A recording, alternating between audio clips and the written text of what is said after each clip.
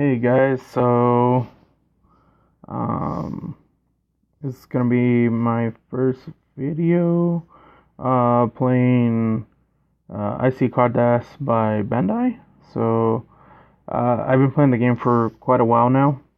So this isn't gonna be a beginner tutorial kind of video at all, but for those of you that are just getting into the game, I do suggest buying the actual cards. For two reasons. One, for the Genki Dama that you'll receive, which will allow you to customize your avatar, your background, the special effects, including deck packs. And the other reason is because it's a lot easier to then build the decks you want to build.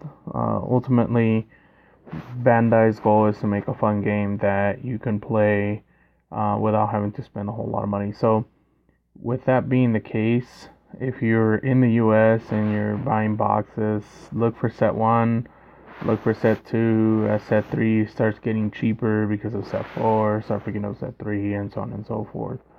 So with that, we'll join the regular queue just to see if I get a hit. I do actually have several decks that I use. I have some not so good ones and some that are a little bit better. Today we'll be playing Beerus, which is all blue, splash green. I've been trying this out recently, especially because last month a lot of the ranked and people that were joining the queue itself were SSB Vegetas. So with that, I wanted to build something that could take on that deck without having too much of an issue or require a whole lot. So let's see who joined in. Wherever Seita is at, good luck.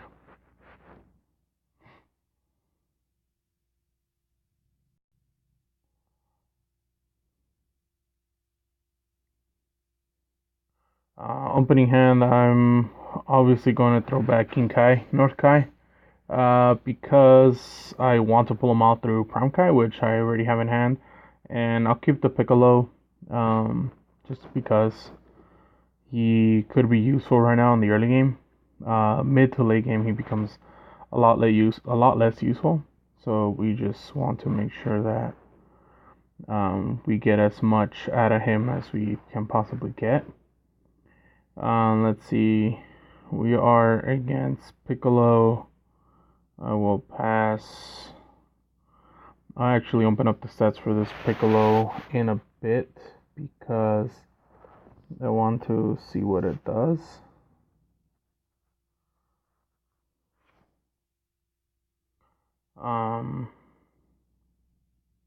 Let's see here.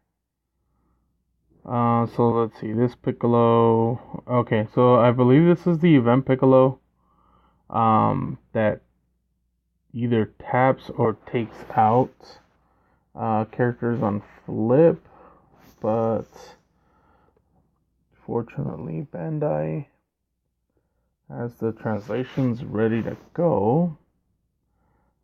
So let's see. He's probably wondering why I'm thinking for so long. Well, that's fine. So while I'm searching for that in the background, let me go ahead and attack with Prime Kai.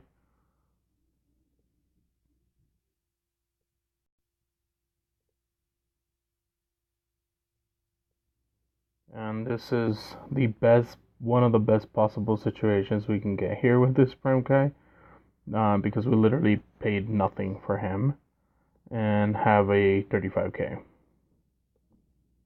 Just pass. He'll take it simply because it's still early on in the game. There's next to no reason to defend that. So the Piccolo we're playing is the SR Piccolo from set 3. On attack, he draws 1 and gains 5,000. And when he unleashes, he draws 1 and gains an energy.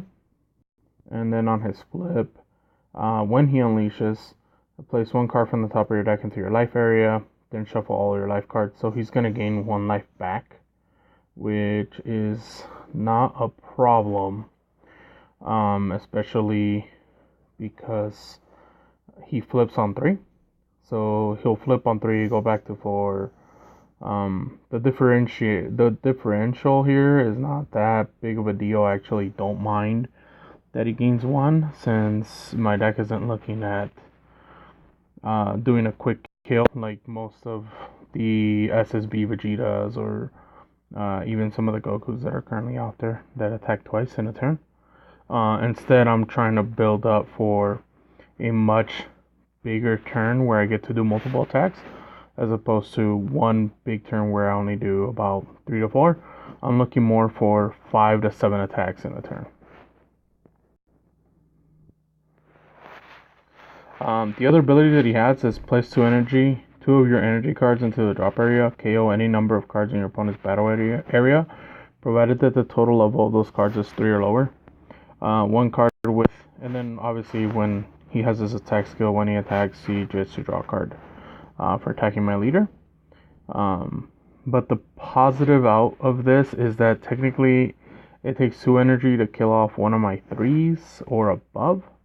Oh, 3 or below. So I don't have to worry a whole lot with him taking away my combo pieces, or at least my big 4 and above combo pieces.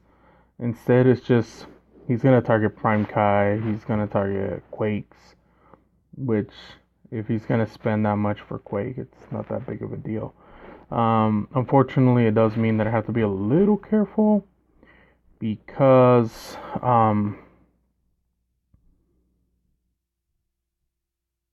if he gets rid of,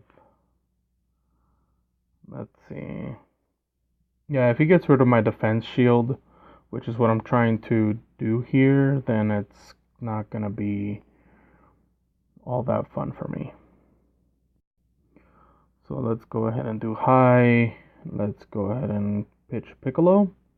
And odds are you're probably thinking, hey, you could have just kept that Piccolo. That's true, I could have kept Piccolo, but as I mentioned before, I'm trying to go for a much different victory here, where I get to do 5 to 7 attacks in a turn.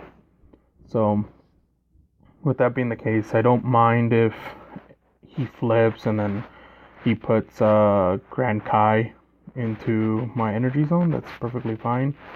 Right now, my entire goal is to try and get to 10 energy, just so that I can double drop those whizzes in my hand. And then once I do, I'm able to attack multiple times in a turn. Let's say I have to lose one of these whizzes. It's not a big deal, because one whiz will net me at least an additional attack. And obviously I'm not trying to go for a full-on big board position. I'm trying to mostly go for just as many possible attacks as I can get that will require my opponent to lose as many cards as possible. Right now, he could easily drop a 1 if he wants. A 5,000 for 0, which I don't think he is, simply because of my pressure skill. So he's forced to drop a 1. Not a big deal. He dropped his main dude.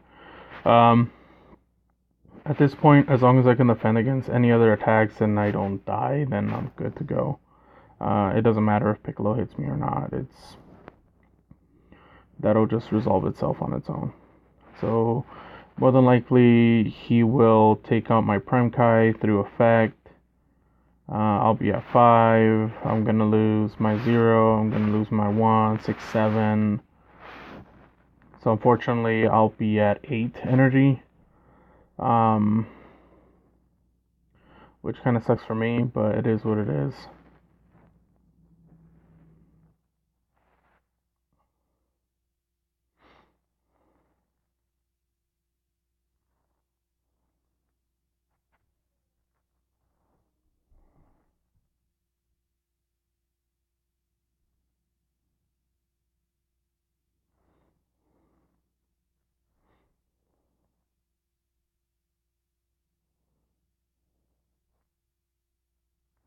I don't have to worry about this a whole lot, so I can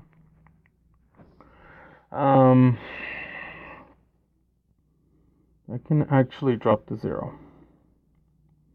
And the only reason why I'm dropping that 0 is because I want to have it in my energy so that I can get up to 8 energy. 9, and then my draw 10. So I did get to 10, which is fantastic for me because my opponent is not going to do so well.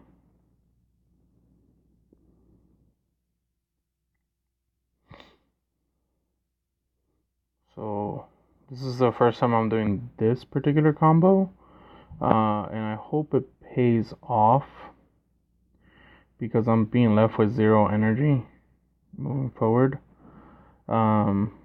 Obviously I want as many possible attacks as I can get, so right now you're seeing that I'm going to get quite a few attacks in. So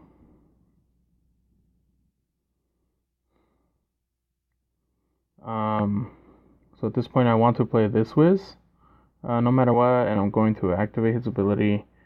He'll net me an energy. It's not a problem still.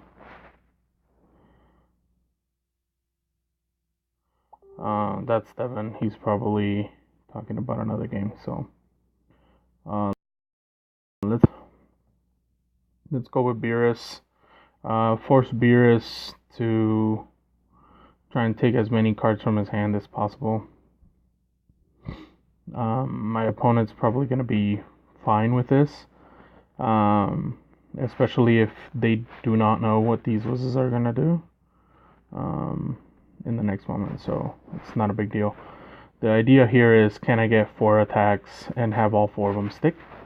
So we can just basically play around with these combos here and continue untapping.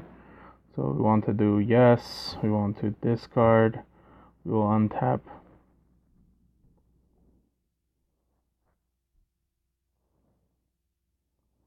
And we don't have to throw them in yet, so we'll attack, pass. At 25, it's okay, so he didn't defend, that's great. Okay, so that Wiz, the 0, is activated on command. So we're good there. We're gonna do yes again. So hi, we'll pick governor, we'll untap the other Wiz. We'll pass. So right now I've gotten a total of 1, 2, 3 attacks in. Let's attack again.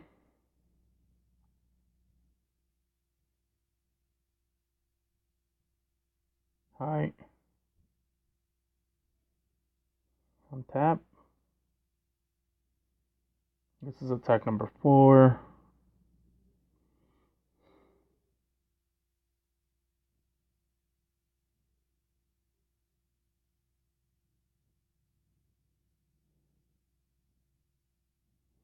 And at this point, he can defend, and that's actually perfectly fine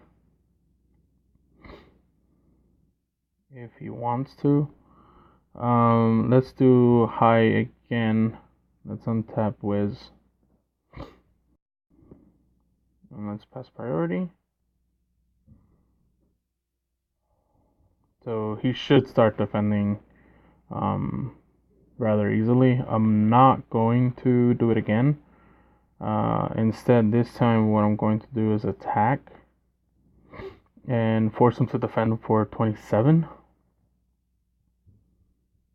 So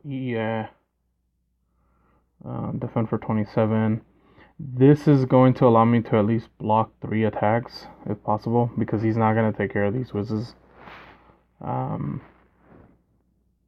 And again, forcing my opponent to discard bigger cards is, it's just a bad situation for them outright. So we're 1-1. Opponent's doing really good with handling all of these attacks, especially because he knows he has the energy for it. On the flip, I didn't really get a whole lot out of Beerus, which may have been more of a mistake on my end. Instead of allowing the flip, instead I should have just brought out the whizzes and allow them to do whatever they're going to do. Because I need to block 3 attacks and I may not be able to do that. I guess not. So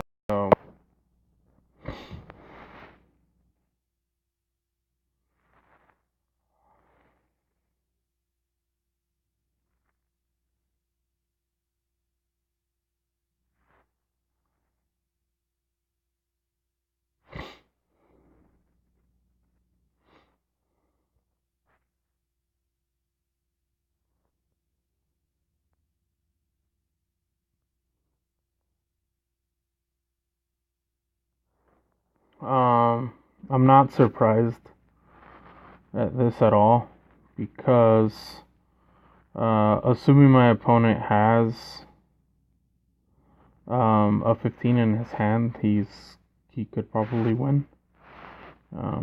Even a 20, because he'll be at 40 and I'm only at 37.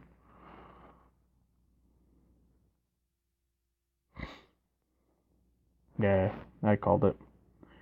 So it made sense that they had a 40. I'll just concede now. There's no point in going. So opponent did a pretty good job. That 1 extra life definitely did make a difference for them. It's also my mistake on flipping. Like, what I continue my onslaught of attacks with the whizzes and leave Beerus unflipped. My opponent would have been forced to really revalue if it would have been worth pitching so many cards like he did. And one common theme that you will notice in the queues right now is that people love to overcommit a ton of cards on their turns, simply because they believe they can get the much bigger attack. But like the attack didn't really go over beyond the 25 to 40 range, simply because there's no point.